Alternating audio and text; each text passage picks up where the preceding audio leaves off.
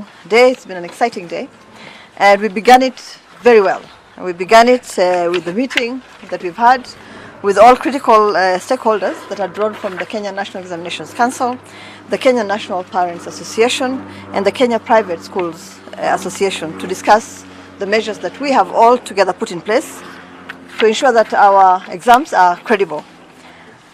With that, we have only 3 weeks remaining. And because, as you probably know, the exams begin on the 28th of October this year, we've finalized all our plans as of today to deliver examinations to 1,759,000 KCPE students and 660 KCPE students and 664,586 KCSE candidates this year.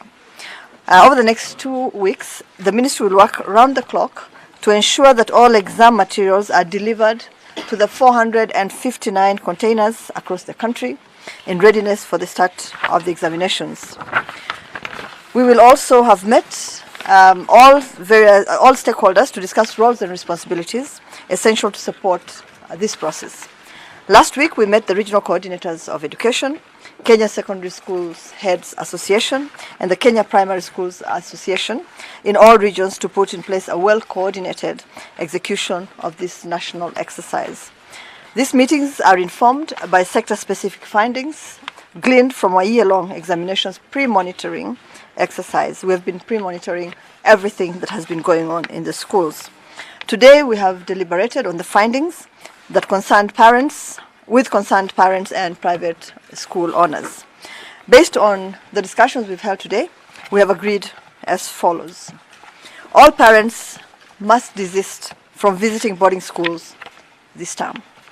Parents whose children will be found with mobile phones in school will be held personally responsible for that action. Their children will be immediately suspended from school, and such candidates will not be allowed to sit the examinations. Only center managers will be allowed to possess, and we've said this before, mobile phones during the duration of the examinations.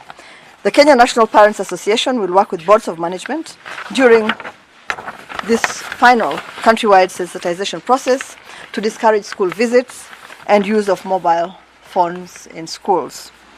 The Kenya National Parents Association and the boards of management will liaise with security teams to rein in parents and schools that have collected money under the pretext that they will use the same to facilitate cheating during the exams. Private school managers will ensure that all teachers who participate in the examination as science teachers to aid in practical subjects are fully registered with the Teacher Service Commission. The case applies to all those in public schools. Stakeholders, ladies and gentlemen, at today's meeting have committed to abide by these resolutions to ensure that they complement the work already undertaken by the ministry and by NEC. Further, we wish to warn schools, parents and teachers collecting money to compromise the administration and management of examinations that they will be brought to book. The law has a very long hand. So far, we have placed 30 centers under intensive surveillance. We consider them to be under intensive care right now. Those found culpable will be apprehended, they will be charged, and they will be deregistered. Anyone found attempting to cheat, collude, to compromise the exam process will be arrested on the spot, they will be charged, and they will be prosecuted.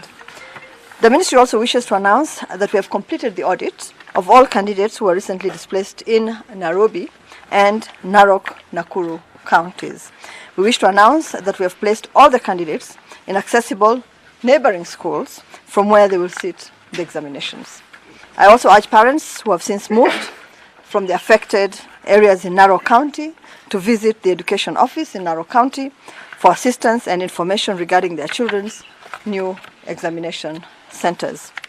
Finally, I wish to call on all Kenyans, particularly political leaders and teachers' unions, to sensitize their regions against examination cheating and to fully support this national exercise. The future of our children depends on it. The nation as a whole depends on it, and the future of our country needs it. We will be fair and just in the administration of the exams to ensure all candidates score the grades that they deserve. and can be provided with the opportunity to realize their God-given potential. Now, let me say finally that I am appealing for all members of communities where schools are currently located and where exams will be offered to adopt a school and to make sure that they report to any of us in the multi-agency committee any wrongdoing that they see. Because as you know, if a school is accused of malpractice, it not only taints the name of the school, it also taints the name of the community where that school is located. And so my appeal is that we all adopt a school so that we can support the process that we have put in place to ensure that we actually have a credible examination. I'd also like to say that we have been crisscrossing the country to just make sure that all our schools are ready for the exams. We have been to border areas.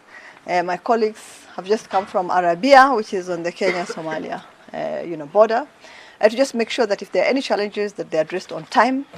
If there's any support that they need, that support be provided also on time. Ladies and gentlemen, I'd like to take this opportunity to wish all our candidates, those sitting the KCPE and those sitting the KCSE, all the best. I know that we can do it together, and I also know that if they do all the right things, there's absolutely no reason in the world that the results that we get at the end of this year would be better than anything that we have ever seen before.